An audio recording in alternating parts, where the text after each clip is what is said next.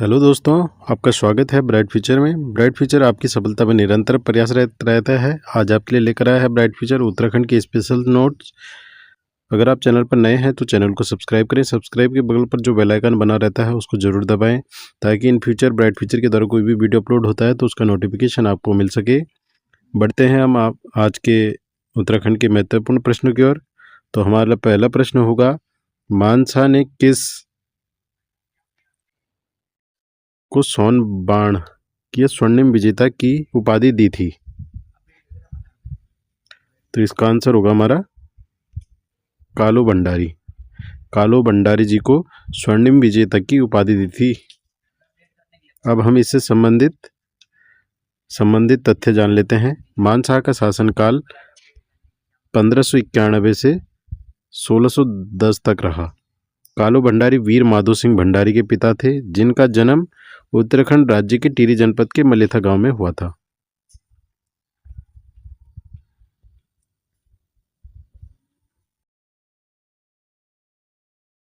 अब हम बढ़ते हैं दूसरे प्रश्न की ओर। उत्तराखंड की किस फसल को $1 बिलियन ग्रास की संज्ञा दी गई है? तो $1 बिलियन ग्रास की संज्ञा दी गई है हमारे झंगोरा को। झंगोरा खरीफ ऋतु की फसल है। काफी बार परीक्षा में पूछा जाता है कि खरीफ ऋतु की फसल कौन सी है, उनमें ऑप्शन डाल देंगे झंगोरा, तो ऐसे भी प्रश्न बन सकता है। अब झंगोरे से संबंधित तथ्य को जान लेते हैं हम। झंगोरा का वैज्ञानिक नाम है इकिनिक्लोआ फ्रूमेंटेसी। भारत के प्राचीन साहित्यों में झंगोरा का वर्णन है। चीन में इसे 2000 वर्षों से अधिक समय से उगाया जा रहा है। कुछ खोजों से ज्ञात होता है कि झंगोरा का उद्भव संभवतः मध्य एशिया में हुआ है। ये मध्य एशिया से यूरोप और अमेरिका में फैल गया है। अब हम बढ़ते हैं तीसरे प्रश्न की ओर। लोक कथाओं के अनुसार माता पार्वती ने भगवान शिव को रिझाने के लिए कौन सा नृत्य किया था? तो इसका आंसर होगा हमारा चौफला नृत्य। अब हम इससे संबंधित तथ्य को जान लेते हैं। चौफला नृत्य स्त्री पुरुष द्वारा एक साथ अलग अलग टोली बनाकर किया जाने वाला उत्तराखंड का प्रमुख नृत्य है। ऐसी मान्यता है कि इस नृत्य को पार्वती ने शिव को प्रसन्न करने के लिए किया था। इसमें किसी वाद्य यंत्र का प्रयोग न होकर हाथों की ताली, पैरों की थाप तथा आभूषणों की ध्वनि से नृत्य किया जाता है। तो प्रश्न ऐसे भी बन सकता है कि कौन सा नृत्य बिना किसी वाद्य यंत्र के प्रयोग करे किया जाता है? तो उसका आंसर भी होगा हमारा चौफला नृत्य।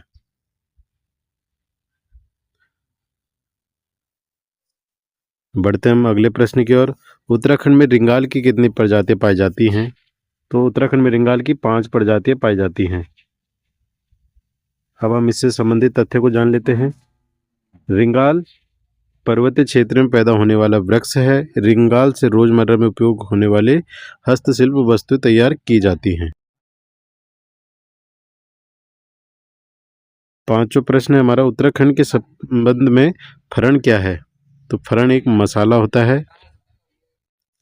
संबंधित तथ्य है, यह समुद्र तल से 2200 से 3500 मीटर की ऊंचाई पर पैदा होने वाला पौधा है। फरण का वैज्ञानिक नाम एलियम स्ट्रेचाई है। कितने बार वैज्ञानिक नाम पूछ लेते हैं, तो ये वैज्ञानिक नाम भी याद जरूर कीजिएगा। अब बढ़ते हैं हम छठे प्रश्न की ओर। तो छठा प्रश्न है हमारा, उत्तराखंड का प्रमुख पकवान अरसा मुख्य रूप से कहाँ का पकवान है? तो अरसा जो है दक्षिण भारत का प्रमुख पकवान है। ऐसा माना जाता है कि शंकराचार्य के समय से ही गढ़वाल में अरसा बनाने की परंपरा शुरू हुई। यह मुख्य रूप से तमिलनाडु, केरल, आंध्र प्रदेश और उड़ीसा, बंगाल का मिष्ठान है। इसे दक्षिण भारत में अरसालू तथा अनारसा नाम से जाना जाता है। अब हम बढ़ते हैं सातवें प्रश्न की ओर। सातवां प्रश्न हमारा, स्वामी विवेकानंद की प्रेरणा से उनके अनुयायियों ने लोहाघाट में स्थित मायावती अद्वैत आश्रम की स्थापना कब हुई? तो अद्वैत आश्रम की स्थापना हुई 19 मार्च 1899 में। नोट जरूर कीजिएगा, काफी बार परीक्षाओं में पूछे जा चुके हैं ये प्रश्न। मायावती में अद्वैत आश्रम की स्थापना 19 मार्च 1899 में की गई। इस आश्रम का निर्माण स्वामी जी के शिष्य सेवियर दंपति द्वारा कराया गया था। आठवां प्रश्न हमारा, उत्तराखंड में पडियाली पलटा प्रथा किससे संबंधित है? तो पडियाली या पलटा प्रथा है कृषि क्षेत्र से संबंधित है। कृषि कार्यों में एक दूसरे की मदद करने वाली इस प्रथा को पहाड़ों में पलटा देना या पडियाली भी कहा जाता है। इसमें बिना मजदूर लगाए मंडवा, गेहूं या धान के खेत में निराई, गुड़ाई तथा अन्य कार्य भी मिलकर किए जाते हैं। नवा प्रश्न है, मंडवे जिसे स्थानीय भाषा में कौदा कहते हैं की उत्पत्ति का मूल स्थान है? तो मूल स्थान है इथोपिया, हॉलैंड। मंडवे का उत्पत्ति का मूल स्थान है इथोपिया, हॉलैंड। मंडवे की उत्पत्ति इथोपिया, हॉलैंड से माना जाता है। पर्वतीय असिंचित क्षेत्रों की खरीफ फसल में मंडवा धान के बाद दूसरी मुख्य फसल है। मंडवा का वैज्ञानिक नाम एल्यूसिन कोराकाना है। 10वां प्रश्न है, उत्तराखंड में भड्डू का उपयोग किसके लिए होता है? तो उत्तराखंड में भड्डू का उपयोग होता है दाल या गोश्त बनाने के लिए। यह एक प्रकार का कांसे का पात्र या बर्तन है जो दाल तथा गोश्त बनाने में उपयोग में लाया जाता है। अब लगभग विलुप्त हो चुका है। 11वां प्रश्न है, गोरखाओं तथा गणपति के बीच श्रीनगर की संधि हुई थी। तो ये हुई थी 1792 में। गढ़वाल में पौंड टूटी कर लिया जाता था। तो गढ़वाल में पौंड टूटी कर लिया जाता था आयात निर्यात पर। 13वां प्रश्न है हमारा, गढ़वाल में चलांदा या घूमने वाला के नाम से किस स्थानीय देवता को पूजा जाता है? तो ये पूजा जाता है महासू देवता जी को। महासू देवता का मुख्य मंदिर हनोल चक्राता में है। महासू देवता 4 देव भ्राता हैं जिनके नाम इस प्रकार हैं, बोठा महासू, पावासिक महासू, बासिक महासू और चालदा महासू। चालदा महासू भ्रमण प्रिय देवता हैं जो कि 12 वर्ष तक उत्तरकाशी और 12 वर्ष तक देहरादून जनपद में भ्रमण करते हैं, जिनमें से इनकी एक एक वर्ष तक अलग अलग स्थानों पर उपासना होती है। नेक्स्ट प्रश्न की ओर बढ़ते हैं, गंगोत्री मंदिर का निर्माण कराया गया था। तो गंगोत्री मंदिर का निर्माण कराया था अमर सिंह थापा जी द्वारा। उत्तराखंड के 4 धामों में प्रसिद्ध गंगोत्री मंदिर उत्तरकाशी जनपद में स्थित है। इस मंदिर का निर्माण गोरखा सेनापति अमर सिंह थापा द्वारा 18वीं शताब्दी में किया गया था। बढ़ते हम नेक्स्ट प्रश्न की ओर। नेक्स्ट प्रश्न है हमारा, यमुनोत्री मंदिर का निर्माण कराया गया था। यमुनोत्री मंदिर का निर्माण कराया था महारानी गुलेरिया ने। यमुनोत्री धाम मंदिर का निर्माण 19वीं शताब्दी में जयपुर की महारानी गुलेरिया ने करवाया था। यमुनोत्री धाम में 1 किलोमीटर की दूरी पर चंपासर ग्लेशियर है जो यमुना का मूल उद्गम है। धर्म ग्रंथों में उल्लेख है कि यह असित मुनि का निवास स्थल था। उन्होंने देवी यमुना की आराधना की थी जिससे प्रसन्न होकर यमुना जी ने उन्हें दर्शन दिए थे। बढ़ते हम 16 प्रश्न की ओर। 16 प्रश्न हमारा, बिनसर में वीणेश्वर मंदिर का निर्माण कराया गया था। वीणेश्वर मंदिर का निर्माण कराया था कल्याण चंद ने। 17वां प्रश्न है हमारा, उत्तराखंड के किस पार्क को 2016 में प्रोजेक्ट टाइगर परियोजना में शामिल किया गया है? तो प्रोजेक्ट टाइगर में 2016 में राजाजी राष्ट्रीय पार्क को शामिल किया गया था। राजाजी राष्ट्रीय पार्क की स्थापना 1983 में हुई थी। यह राष्ट्रीय पार्क 3 वन्य जीव बहारों मोतीचूर, चीला एवं राजाजी को मिलाकर बनाया गया है। उत्तराखंड के 3 जिलों देहरादून, हरिद्वार, पौड़ी में राजाजी राष्ट्रीय पार्क की सीमा विस्तृत है। ये प्रश्न काफ़ी बार परीक्षाओं में पूछा जाता है कि राजाजी राष्ट्रीय पार्क की स्थापना कब हुई थी? तो इसकी स्थापना हुई थी 1983 में। और ये कितने जिलों में है ये भी पूछा जाता है, तो देहरादून, हरिद्वार, पौड़ी में। बढ़ते हैं हम अगले प्रश्न की ओर। 18वां प्रश्न हमारा, भगवा बासा बुग्याल स्थित है। भगवा बासा बुग्याल है चमोली में। बुग्याल शब्द का अर्थ है पहाड़ों की ऊंचाई पर स्थित घास के मैदान। भूगोल के शब्दों में इन्हें सवाना भी कहा जाता है। 19वां प्रश्न हमारा, पनार तथा पुंग बुग्याल स्थित है। तो पनार और पुंग बुग्याल हैं चमोली जनपद में। जिन्होंने पंच केदार में से एक रुद्रनाथ मंदिर की यात्रा करी होगी उन्हें इस बुग्याल का नाम जरूर पता होगा। पंच केदारों में से एक केदार रुद्रनाथ मंदिर की यात्रा चमोली जिले में स्थित पुंग बुग्याल से ही प्रारंभ होती है। रुद्रनाथ मंदिर भगवान शिव जी को समर्पित धार्मिक स्थल है जो कहलाता है।